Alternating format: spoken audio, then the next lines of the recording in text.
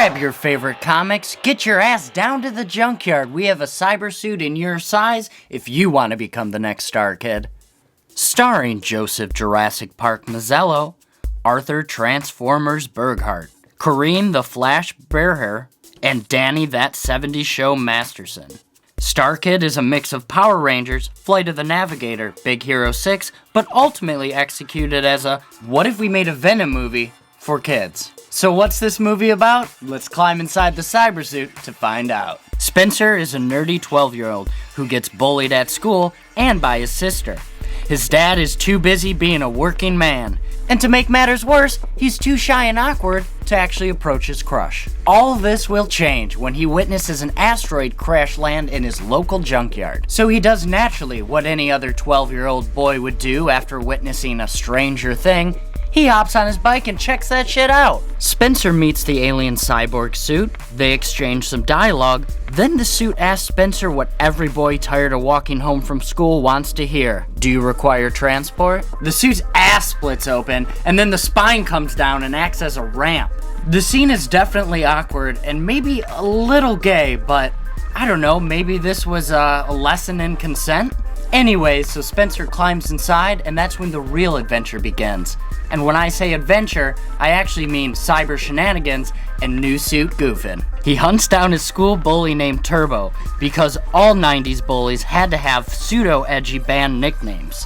He scares the shit out of him and nearly kills him, but doesn't, because then again, this is a PG kids movie. I do give the cyborg kudos for being the devil on Spencer's shoulder, trying to instigate violence. After this scene, the suit asks Spencer why he didn't terminate the threat. Spencer and the suit then head down to their local carnival, so he can creep on the girl he likes. But he nearly kills her and a ton of innocent festival goers. The cyborg suit malfunctions and starts blasting. Can you imagine how differently this scene would have gone down if it took place at Spencer's school?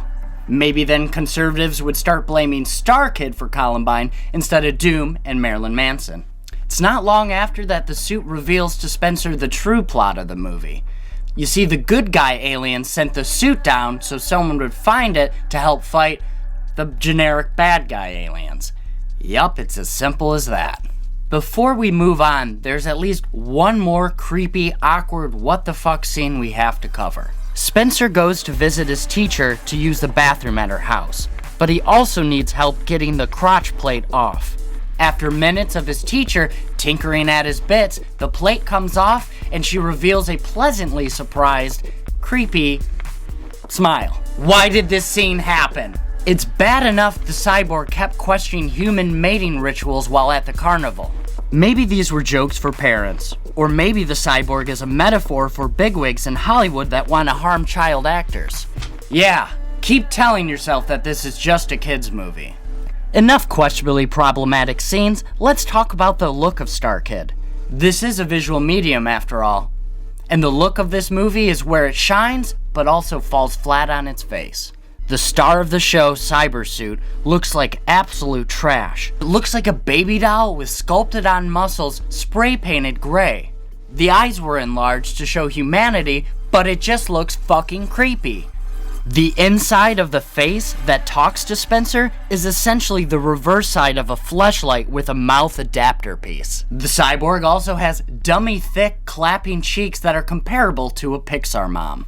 Cyborg aside, the real star of the show is the Brood Warrior. That's basically the bad alien.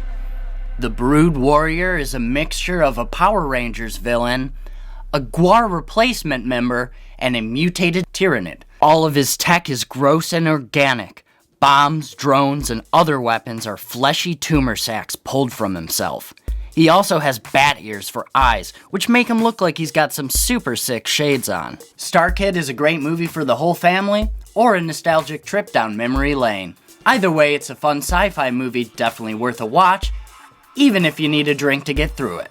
So let's get to what really matters. Cue the trivia! The pet tarantula in the science lab is named Leo G, a reference to Leo G. Carroll, who played Professor Gerald Deemer in the movie Tarantula. The school is called Waverly Street Elementary. Leo G played Alexander Waverly in The Man from U.N.C.L.E. Playing in the background on the TV at the teacher's house is Lost in Space Season 1, Episode 20. Robbie the Robot makes a cameo. It's called War of the Robots, and it's one of my favorite Lost in Space episodes. This movie takes place on October 28th and 29th, so it's technically a Halloween movie? Thanks for tuning in to Airlock Shock. If you've enjoyed today's content, be sure to like, subscribe, and drop a comment in the junkyard. Check out our sister series, Tape Tomb, starring Larry Downs. He's constantly adding new VHS tapes to the tomb. I'm Nick Haskin of Nightmare Fuel Streaming, and until next time, stay spacey, friends.